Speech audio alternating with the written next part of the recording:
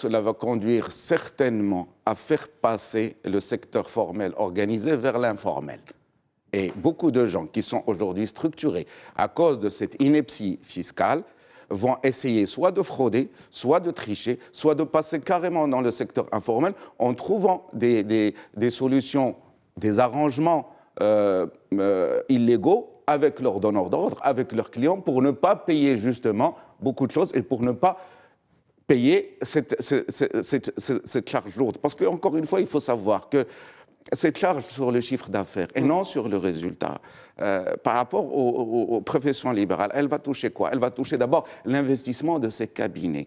Parce que ces 20% qui sont, dans lesquels on intègre tout, c'est-à-dire c'est votre outil de travail qui aujourd'hui qui est taxé en amont, ça va nous empêcher d'investir, d'acheter du consommable, de payer les petits prestataires, parce qu'il faut savoir aussi que notre métier fait appel aussi... Mais il y a une substitution après. Non, attendez, pour la substitution... Sur ces charges-là. Alors, on dit qu'on va ramasser tous les 20% accumulés à la fin de l'année en fonction de notre déclaration, soit on va nous restituer donc les 20%, soit... Or, on sait pertinemment que l'État ne rembourse jamais de l'argent, ne serait-ce qu'en numéraire. Nous, ce qui nous intéresse, c'est le numéraire. C'est pas de prendre les 20% et de les renvoyer sur l'année d'après comme un avaloir de commerce.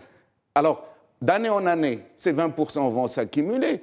Notre ami tout à l'heure, expert comptable, l'a dit justement, c'est que si on rapporte ces 20% sur le chiffre d'affaires, encore une fois, et on la rapporte sur le résultat, on va être sur un taux d'imposition incroyable de 50%. Ça va conduire à quoi? Ça va conduire justement à la restriction donc, qui sera faite à ces professions libérales d'investir, de se développer, d'embaucher. Il ne faut pas l'oublier que les secteurs des professions libérales, c'est un secteur qui embauche énormément, donc il ne va plus embaucher, donc il ne va plus investir.